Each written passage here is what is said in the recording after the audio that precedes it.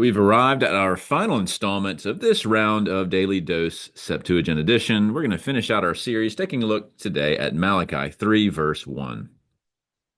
Let's read together. Idu ego exapastello tan angelan mu, kai epiblepsitai hadan praprasapu mu, kai ex aifines hexeis tan nyan heautu kurias, han humes zeteta, kai ha angelastes diathekes, han humes theleta, Idu erchetai lege kurios pantokrator. Begin with the first few words here. The main verb in that first clause is ex apostello, which is just a simple present active indicative first singular from basically a compound form of apostello. So I will send forth. So behold, I will send forth. And who's he sending forth? Tan angelan mu. Now, in other contexts like Exodus 23, this refers to the angel of the Lord, but here this is referring to a human messenger. And so I will send forth or send out my messenger. What will he do? Kai epiblepsitai hadam praprasapum mu. So epiblepo there is something to the effect of attend to or look caringly at, to look after. It's a future middle. And so this messenger will attend to the hadon, the path or the way, praprasapum mu, before my face. Now, those two lines are famously used in the New Testament to refer to John the Baptist, kicking off Mark 1 as an example. It also shows up in Matthew and Luke in various places. So he is the ultimate fulfillment of that messenger. Then we have kai ex aiphanes hexe. So ex aiphanes is suddenly or immediately. Hexe there is not from hexo, the preposition. This is a future third singular form of heko, which means to come.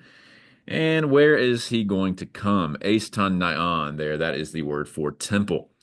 But who's doing it? This is Kyrios. Kyrios is the subject, although he's placed at the end of this clause. So the Lord will suddenly come to his own, the Heautu there, his own temple. So we're talking about the return of the Lord himself to the temple, because that didn't really happen in the reconstruction of the temple under Zerubbabel and Joshua the high priest. There was never a redwelling of the glory of God in that second temple. So Malachi here at the end of the Old Testament is anticipating a day when that will take place. We find out that this Lord is the one, a nice relative pronoun there, whom you all seek. So we're seeking after the Lord, we're waiting for him.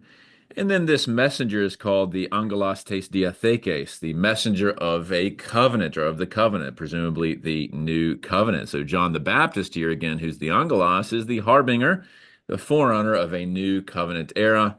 We have yet another relative clause, han humes theleta, defining that this is we are wanting him. Y'all are desiring him. That is this messenger of the covenant. And then Kyrios Pantokrator, that's the Lord Almighty from Sabaoth in Hebrew. The Lord Almighty says, behold, he comes. And so we end with this great hope that not only the messenger, but the Lord himself will come. And the interesting thing about this prophecy, of course, is that it's anticipating this day of the Lord, as we find out later in Malachi, whereby the Lord comes back to the temple.